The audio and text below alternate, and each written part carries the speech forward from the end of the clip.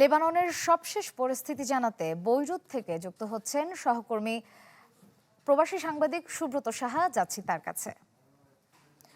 সুব্রত, কোন অঞ্চলগুলোতে বেশি হামলা হয়েছে, এখন পর্যন্ত কোনো প্রবাসী বাংলাদেশি হতাহতের খবর পেয়েছেন কিনা বিস্তারিত জানাবেন।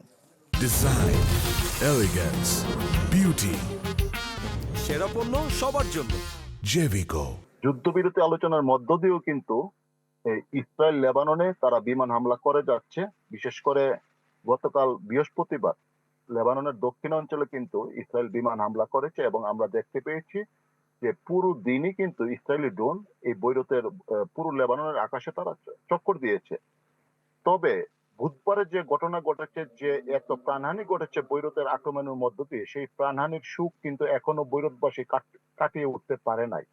কারণ পুরো রাজধানী বৈরুত সহ পুরো লেবাননে এক ধরনের থমথমে অবস্থা বিরাজ করছে এবং ইসরায়েলে আবারও পুনরায় হামলা করতে পারে সেই আশঙ্কায় কিন্তু রয়েছে।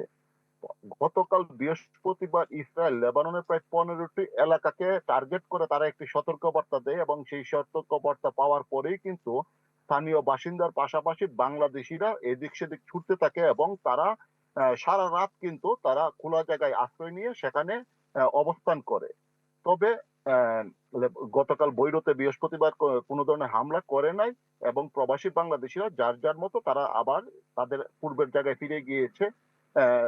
এবং বিশেষ করে আজ শুক্রবার এবং অনেক প্রবাসী বাংলাদেশি কিন্তু কাজে যোগদান করেছে। তবে এই এখন পর্যন্ত ইসরায়েলি বিমান হামলায় কোনো বাংলাদেশি আহত বা নিহত হওয়ার খবর এখন আমরা পাইনি। তবে আজ সকালে বাংলাদেশ থেকে একটি নারী কর্মীর পরিবার দাবি করেছে যে দীপালি নামের একজন নারী কর্মী নিখোঁজ রয়েছে। এই বিষয়ে বাংলাদেশের দূতাবাসের সাথে আমি নিজে যোগাযোগ করেছি এবং বাংলাদেশ দূতাবাস থেকে জানানো হয়েছে যে তারা এই বিষয়টি তদন্ত করছে এবং দেখছে যে এই নারী কর্মীর বিষয়ে। তাছাড়া লেবাননের যে প্রবাসী বাংলাদেশিরা রয়েছে তারা কিন্তু এই যুদ্ধবিরতির দিকে তারা নজর রাখছে, কারণ এই যুদ্ধবিরতির মধ্য দিয়ে হয়তো বা লেবাননে এক ধরনের স্বস্তি ফিরে আসবে। তবে ইসরায়েল এই যুদ্ধবিরতি কতটুকু কার্যকর করবে বা যদি হয় কতটুকু কার্যকর করবে সেটাই কিন্তু বিষয়। কারণ এর আগে আমরা দেখেছি যে লেবাননের যুদ্ধবিরতি কার্যকর হওয়ার পরেও কিন্তু ইসরায়েল ক্রমাগতভাবে লেবাননের বিভিন্ন জায়গায় তারা হামলা করেছে, বিশেষ করে দক্ষিণাঞ্চলে।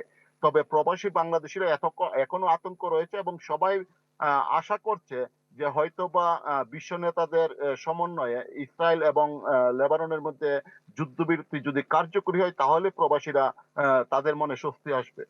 শ্রেয়া, ধন্যবাদ সুব্রত। দর্শক, আমরা সরাসরি যুক্ত ছিলাম লেবাননের বৈরুতে।